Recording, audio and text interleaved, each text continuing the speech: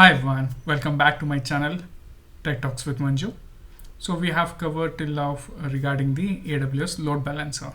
Okay, so when we were talking about the load balancer, as we see that there is a load balancer, either it can be an internal or internet facing.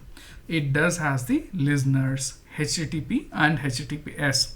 For a HTTP, we don't require any of the SSL certificates, but for the HTTPS, we need the certificate to be configured.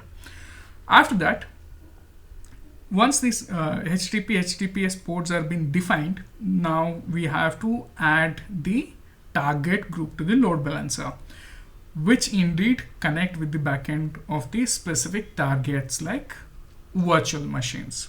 Okay, so this is what we have seen in the particular configuration of our particular load balancer in the last session, where it has the load balancer details. Okay, so here it has been connected with a VPC, and then what are the ports that has been connected and what is the target group in the backend. So now we're gonna look at a Google Cloud application load balancer. Okay, so if we see the architecture here, so there's a web client. So basically web client, it might be a specific users from where they're trying to access this web content. Okay, now it can be accessed with the HTTP or HTTPS. Okay, so external application load balancer can be configured, and these things can be indeed in the backend. They can connect it to the compute engine or a cloud storage app engine, cloud run, and Kubernetes engine, and backend external Google Cloud resources also, and cloud functioning. So we'll see the application load balancer built on the Google Cloud right now, and we will see how to configure each of these things. So basically we take the compute engine right now as an example, and we'll try to configure the application load balancer on the Google Cloud today. So we are here on the Google Cloud console. We just have to type load balancer. Okay, there's an option called load balancing. Okay, you have to click on the load balancing. Once you click on the load balancing, you have to create a load balancer. This is pretty good with respect to the pictorial representation. When we are talking about whether we have to go with the application load balancer or the network load balancer, it does show you an indication of what kind of details that it will provide you. Okay, while you're creating a load balancer. Application load balancer only handles with the specific HTTP and HTTPS. As you see, it can be an internet based or intranet. Okay, which means inside the VPC only it can be balancing the load, and as we have seen the architecture, it can be any backend workload. Okay, and with the load balancer, they do have a TCP, UDP, and TLS and other layer 4 protocols that can be load balanced with the network load balancer. We are more interested on the application load balancer today. Let's create that particular part. Okay, so now once you are particularly clicking next, it will show you whether it is a public, that is internet based load balancer that you want to create, or internal one. Okay, so I would like to go with the public. Okay, so let's create this. Once you click next, it will be asking, is it a global or is it a regional? Why do you need to know about this? Basically, we'll take an example of Facebook. So Facebook has the users all over the world. Okay, so likewise, if your application is being accessed all over the world, then you can go with the global, else you can go with the regional. I would like to go with the regional because most of the production environment which we work or configure, it will be based on the regional one. Okay, now once it is done, you just have to click here, and you have to create a load balancer here. Okay, with all those details. You have now in a process of creating a load balancer. So I'll say test application load balancer. Okay, so region, it's okay for me, and I will be going with the specific default network. So now proxy, so it is saying that proxy only subnet is required for this one. Okay, resolve this. and you can give any details whatever it is required. So now this is very important. It is asking for the name, which should be in the lowercase. I'll say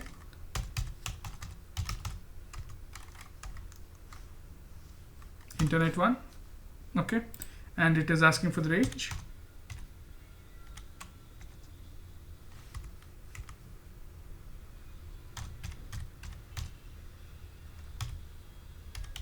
Okay, add it. So it allows you to create a proxy only subnet for you, which can be communicating with the internet. Okay, so here right side we do see an option called a front-end IP, which should be created. Okay, so now I'll say web ALB IP. Okay, and we are going to go with HTTP, because if we select the HTTPS, so the certificate details has to be provided, which I don't have right now. Okay, so we'll go with HTTP here. And is it asking for premium or a standard? Okay, with the premium there are project level tiers and the other things which we have, so we can enable that. Right now with this configuration which we're going to test it, the HTTPS standard tier is more than enough for us. Okay, and also there's a port 80 which we're gonna look at the port communications. So this is all about the HTTP details here. If you want to look at a particular advanced level of things, now it is asking for the ideal time for the client, all those things which is not required for us for the testing purpose. So I will go ahead and create this details. Okay, so now the front-end IP, which means when we are looking at these details, okay, so we have seen that particular image where front end, when the traffic hits the load balancer, this will hit a specific web ALB IP, and then it takes an only traffic of HTTP and it will allow to the load balancer. This is what a front end configuration. Okay, now I would like to go with the back end. So now in the back end, we are going to go with the backend. So in the backend, you have to create a backend service. So you have to give the name. Okay, test backend. So now there are multiple backend types that you can give. One is instance group. Instance group is equal to a target group on the AWS. Okay, so now other than that, you can even go with the endpoint groups also, which we'll be discussing in the future. I'd like to go with the instance group, and protocol is HTTP, and name port is HTTP, and timeout is 30 seconds, and only IPv4. And the region we have given US Central 1, and we are going with the IPv4 only. We have to select a instance group. So to do so, you have to create an instance group way before selecting this. So I have already selected the instance. I have created instance group 1 with the EC instances, okay, which is equals to EC2 in the AWS. Okay, so now the port number you have to give. We are working on the port 80, and the utilization. Okay, so you can set the utilization at what level your load balancer has to change it. Okay, so basically if you want to cut down your capacity by 50%, you can give it as a capacity as a 50%. Okay, so it depends on your requirement. So basically I'd like to go with the default one. Okay, and then the health check. So basically you can create an health check here. It can give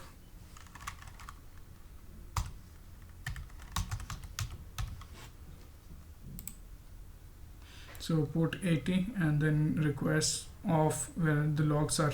I don't want logs to be flowed, and then these are all the basic health criteria that we are going to set. Okay, so we have set that health check. And security, whenever security is configured, basically it's a security policy which we are going to use it. So you can I'm going with the default policy. If you want to alter any of the ports and the other things, you can just go ahead and alter this particular details. Okay, so they have some of the backend policy. You can even alter the backend policy name, and you can enforce the IP address keys also. So these are all the details which we have. and there are a few other advanced configurations also you can set it. Okay, so these are all the backend service details I'll create with this, and automatically the backend routing rules also be configured. And with the this thing, simple host path rule I'm going to choose, and if you want to go with the advanced host path, you can just define by creating all those details. So I'm gonna go with the simple host path rule. Okay, and I'm gonna create this load balancer. Okay, so with this, it will take a time, and once it is created, we'll be able to review what all the details that has been created and attached to this load balancer. So meanwhile, it is pretty same as AWS load balancer. The only naming convention changes are like the target group and then instance group in the backend. Okay. So I'll pause this and I'll get back once it is created. Okay, now a load balancer is successfully created. Okay, so now it is saying that the backends are one regional backend service is there, and we'll look at the load balancer configuration. Okay, now the region, front end, and then host path rules, what are the rules that they have, and the backend services and the backend instance group. Okay, so once I click on the instance group, it will show me the details. This instance group has a specific instance which is a default with the default name. Okay, and its IP address and its external IP address, and what is the connectivity type with that particular instance. Okay, so as such, even you can add a few of the instances for this, and detailings and monitoring and the errors, you can see that. Okay, so this is all about the instance group. Let's see the load balancer details, a few more details. So this is the front end, and it is using the HTTP. So when you are looking at the certificates, right, you can even configure the HTTPS with the certificate details. So you click here, edit it. Okay, and then you're gonna add the front end port. With that, I'm gonna choose the HTTPS, and then name is option, but I would like to give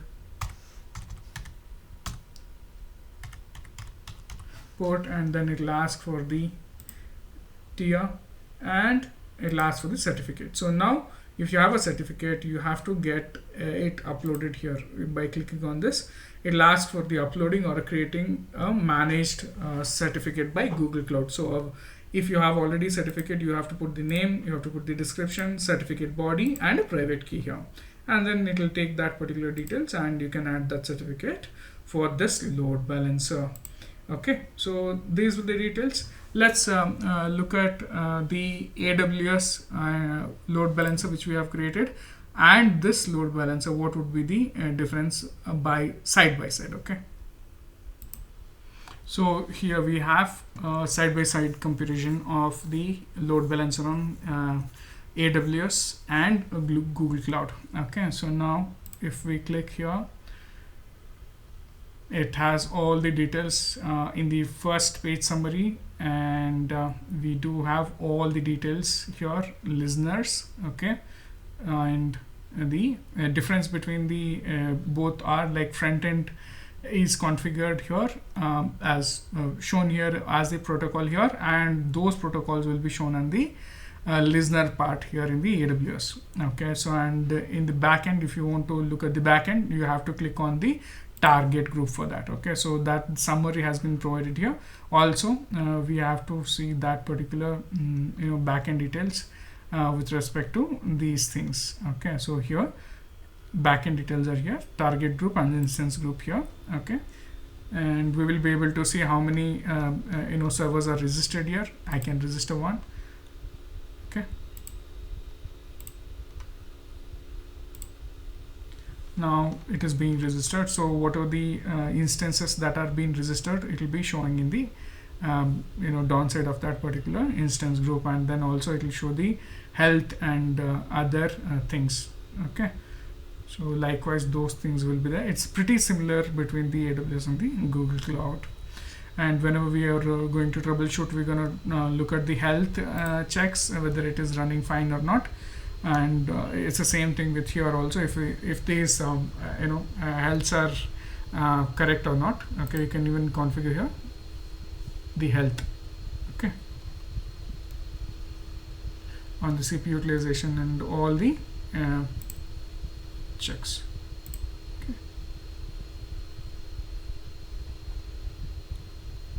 You can save this, which port and what is the path, all those things will be configured here. Okay, that's how we create a load balancers on Google Cloud and AWS.